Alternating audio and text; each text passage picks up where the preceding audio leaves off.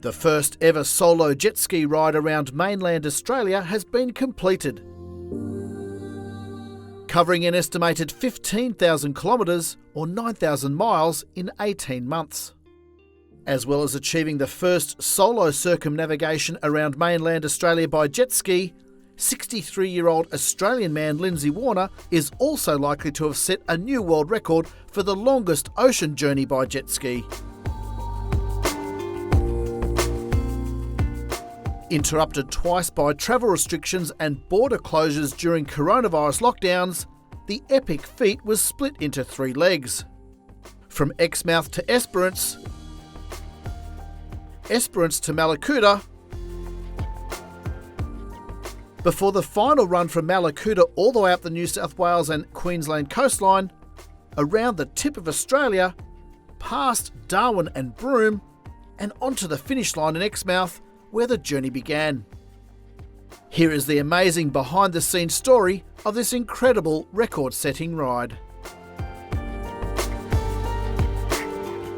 Riding through bitterly cold Southern Ocean in the lead-up to winter, navigating crocodile-infested waters in tropical Queensland and the Northern Territory, and getting caught high and dry by one of the world's fastest-moving tides in the far north of West Australia, Lindsay conquered Australia's most remote coastlines with little or no phone signal and only a satellite emergency beacon or marine radio to raise an alarm.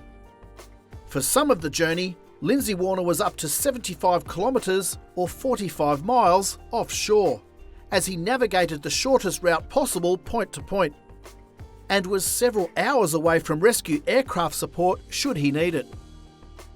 His 2017 Kawasaki Jet Ski Ultra LX, powered by a non-supercharged 1.5-litre 4-cylinder engine, required minor maintenance along the way, relying on help from mechanics and workshops in far-flung places.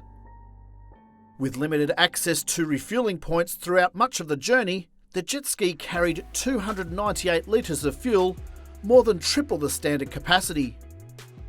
In addition to the Kawasaki's 78-litre fuel tank, there was a 60-litre fuel bladder on the rear deck, 4 20-litre jerry cans in the footwells, plus 4 20-litre jerry cans on a sled towed behind the craft.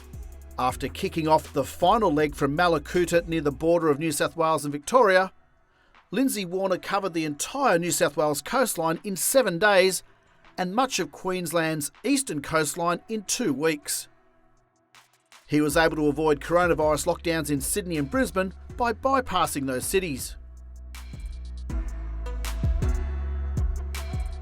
After making it to far north Queensland, Lindsay made an impromptu visit to Restoration Island, home of the millionaire castaway David Glasheen.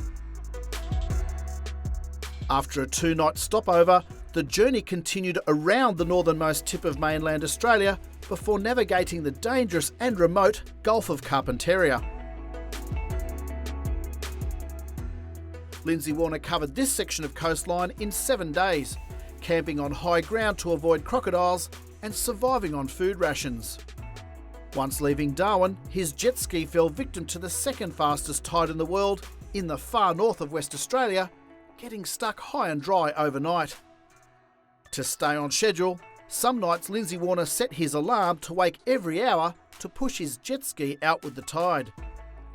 But as the tide was moving so fast, he had to clamber on the jet ski in the middle of the night and wait until sunrise before starting that day's leg.